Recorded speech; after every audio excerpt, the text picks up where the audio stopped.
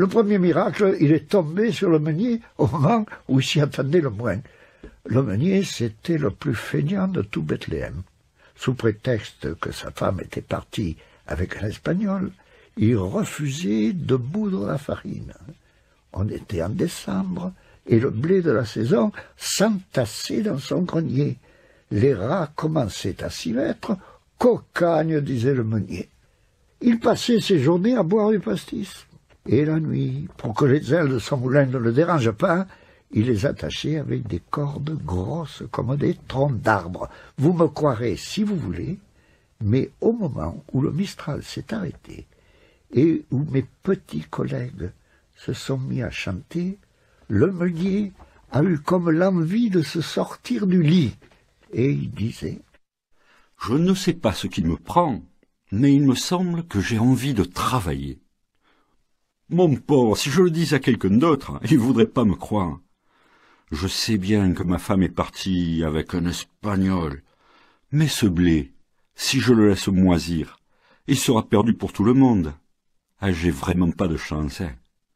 Juste au moment où je suis dans de bonnes dispositions, le bon Dieu, il me coupe le vent. » Il se serait rendormi, le meunier, et peut-être même il se serait réveillé fatigué par l'effort d'imagination qu'il avait fait pendant la nuit.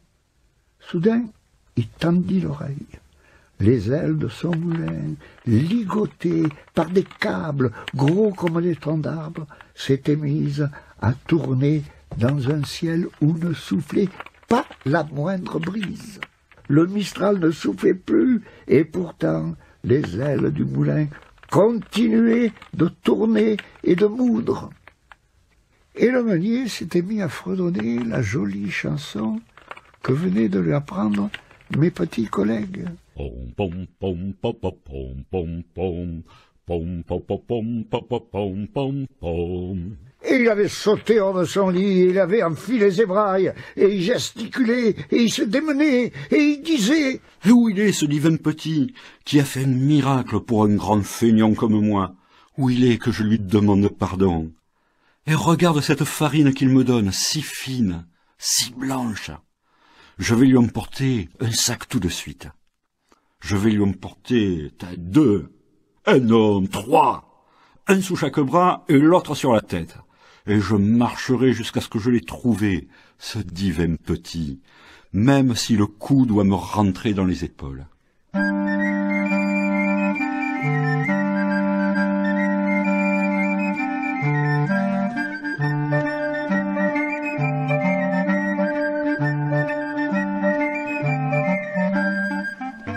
Entre nous soit dit, pour le bon Dieu, faire marcher un moulin, même sans Mistral, c'est un jeu d'enfant.